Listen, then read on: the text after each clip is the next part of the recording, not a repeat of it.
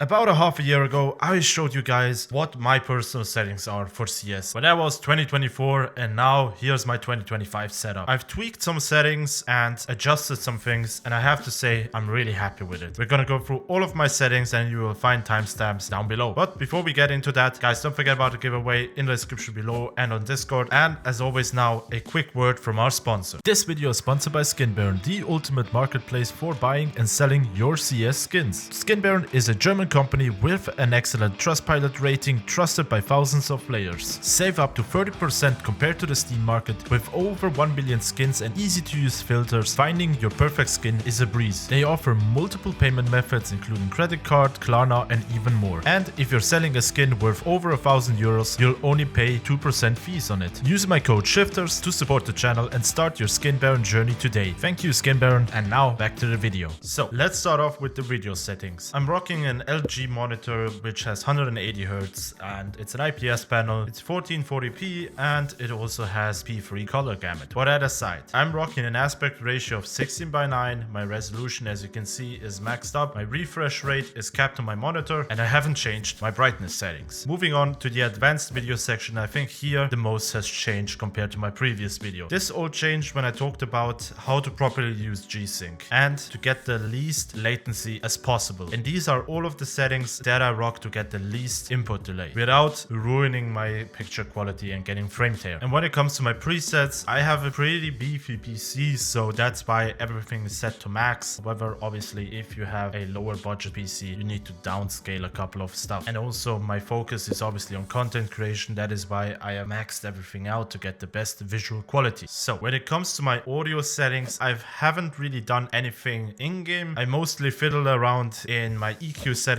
in my Razer Synapse software for my headset, and that's what I've done. And the only thing that I've really changed in the audio section was my music settings. As you can see, the most important thing here has to be the 10-second warning volume. That is vital for you, so you get a proper feeling when you still have time to defuse a bomb or not. And everything else is set to, I would say, almost nothing, because in my eye they aren't really important, except the MVP volume. I like the music kits, that's why I have it a bit louder. Now let us move on to the game settings, and here one important thing: enable developer console. Always have that on. Reduce the max acceptable ping to the lowest one you can. And when it comes to my max acceptable bandwidth, I've done that everything on unlimited. And also in my router settings, I've set up that my PC gets priority so that the packets can go as fast as possible and don't have to wait. And since I'm still rocking an Intel CPU, I've taken advantage of the performance core only option, since I want this game to run on my P cores and not on my E cores. Then when it comes to my HUD and my team stuff, I haven't changed anything. I've left it as it is. Same thing can be said for the communication. Again, just left it how the game gave it to me. However, if you feel like